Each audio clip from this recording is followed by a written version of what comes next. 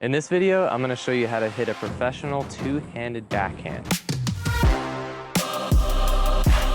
And stick around to the end where I reveal 3 quick tips to help you level up your backhand instantly.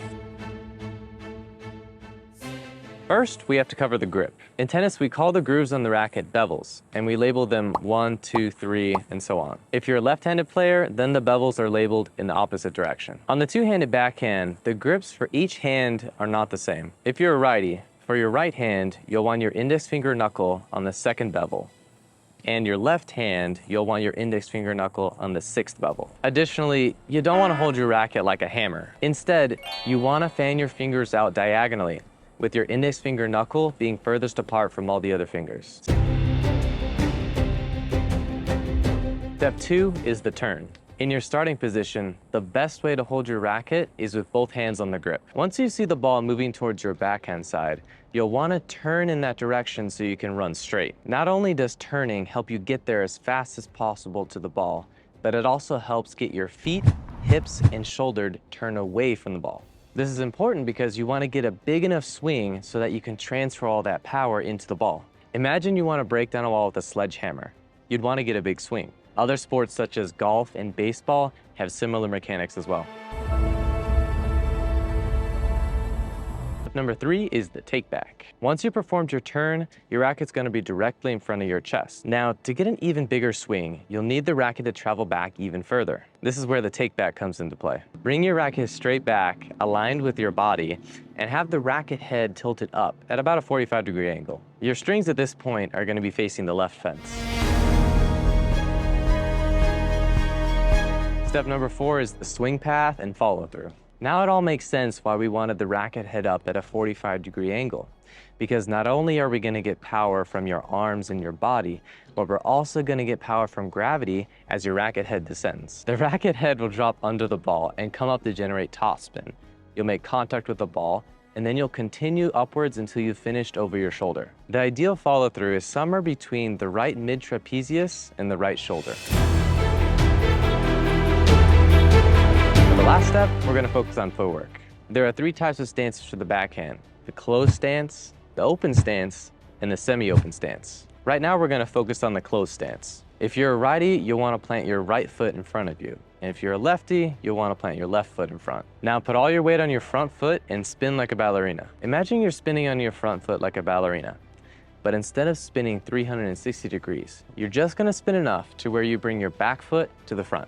It's important to bring your back foot forward because this will ensure you transfer all your weight into the shot. Now put it all together, go out there and practice, and you'll be hitting killer backhands in no time. For those of you that have implemented all the tips and feel comfortable hitting backhands, I have 3 quick tips that'll help improve your level dramatically. If you've made it this far into the video, I'd really appreciate it if you left a thumbs up and hit that subscribe button. Now let's get right into the tips. The first tip starts here at the net. In tennis, there are 2 types of spin: backspin and topspin.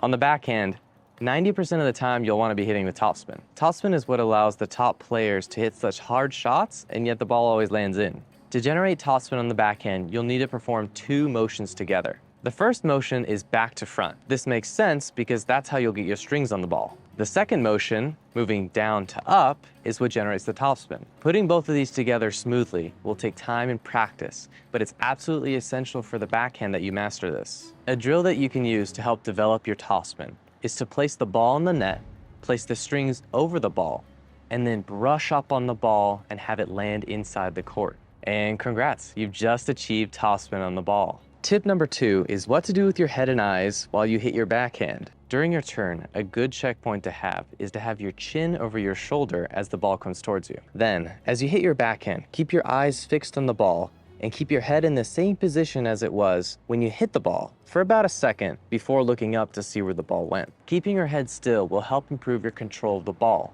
because your head is where your equilibrium centers are.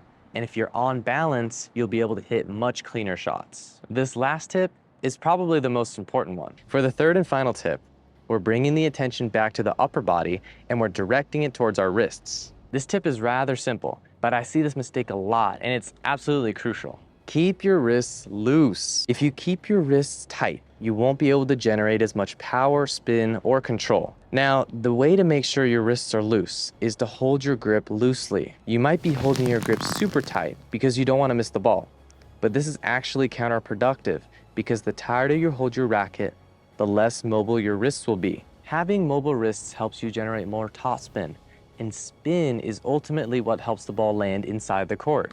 And lastly, keeping your wrists loose will help prevent all sorts of injuries.